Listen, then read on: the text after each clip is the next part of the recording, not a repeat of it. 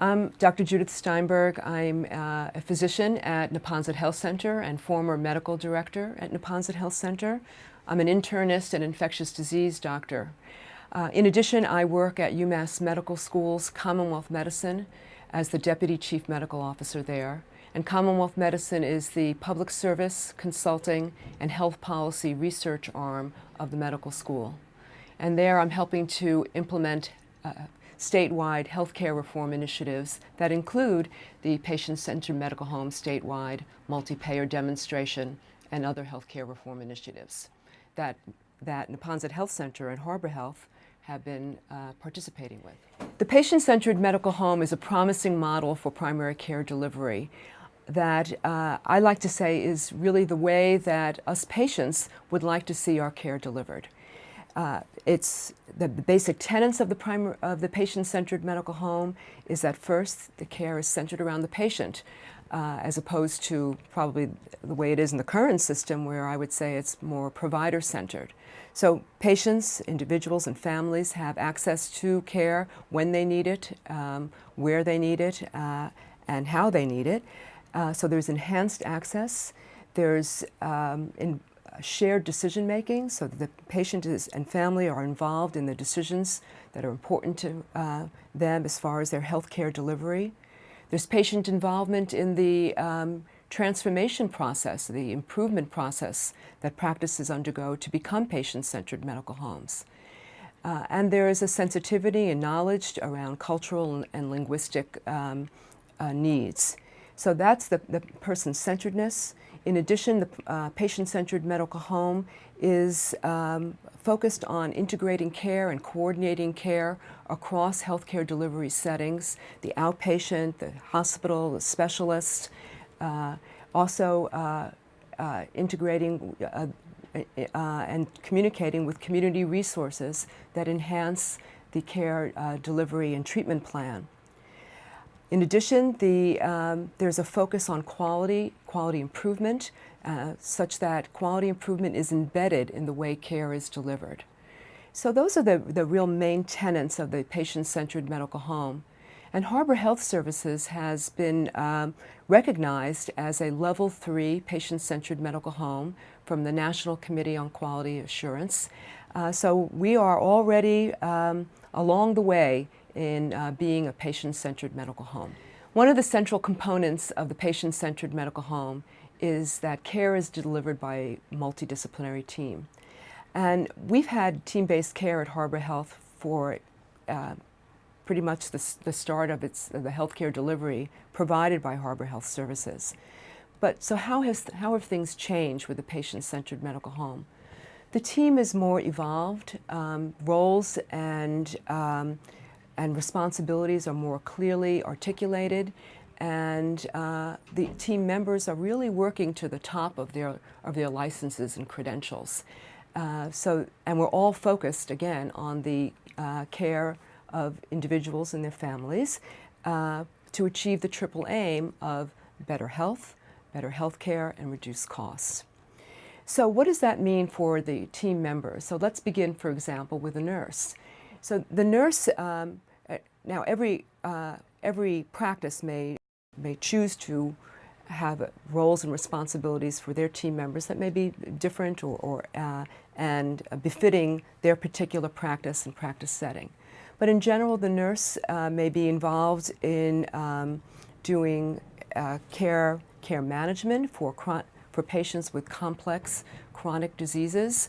The most complex patients, high risk, who are in and out of the hospital, often have an overlay of mental health and substance use issues. So that is actually a new service that's often provided by a nurse of complex chronic disease care management. That's part of the patient-centered medical home.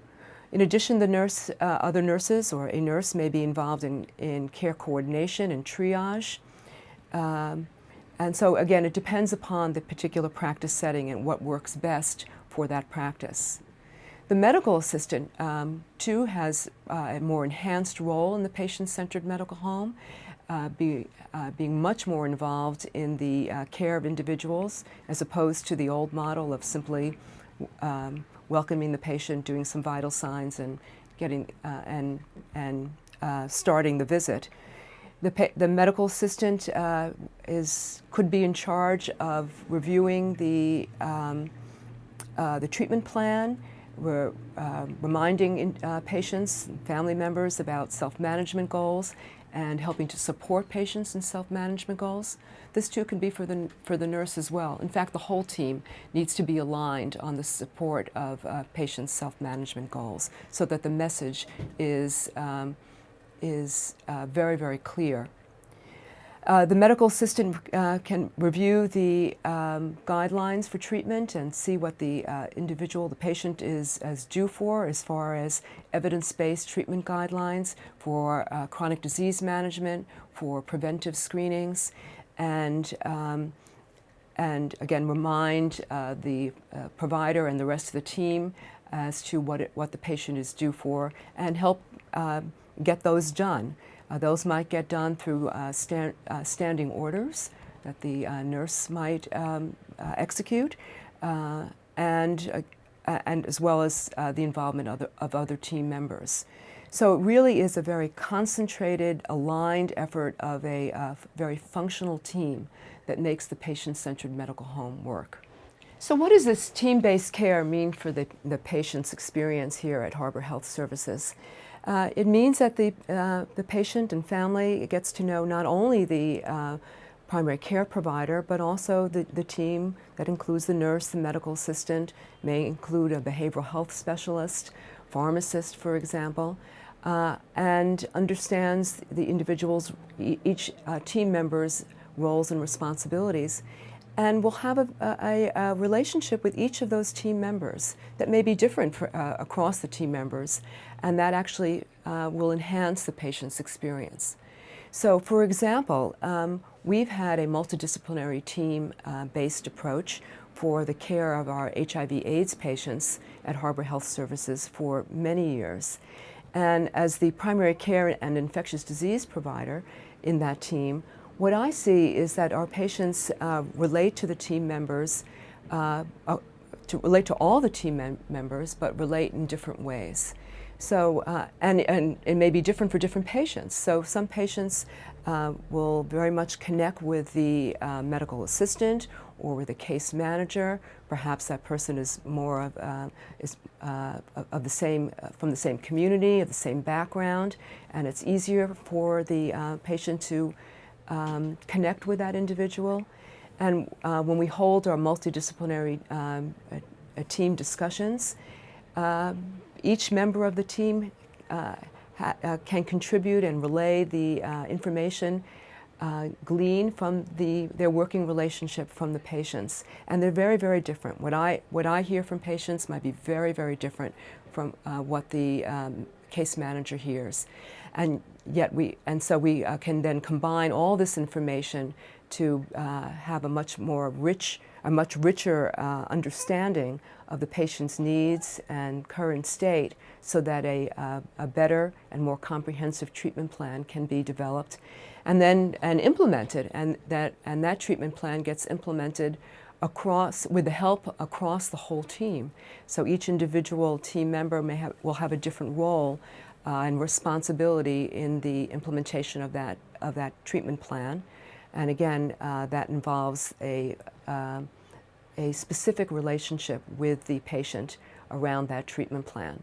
So all in all, from the patient's perspective, not only is there a relationship with a primary care provider, but now there's an enhanced relationship with a team and team members that bring different pieces to the puzzle, so to speak. In the patient-centered medical home, the team will set goals for itself in terms of reaching certain benchmarks or degrees of improvement around metrics.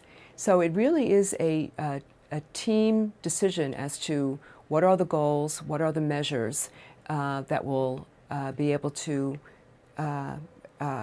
identify that we have reached the goals.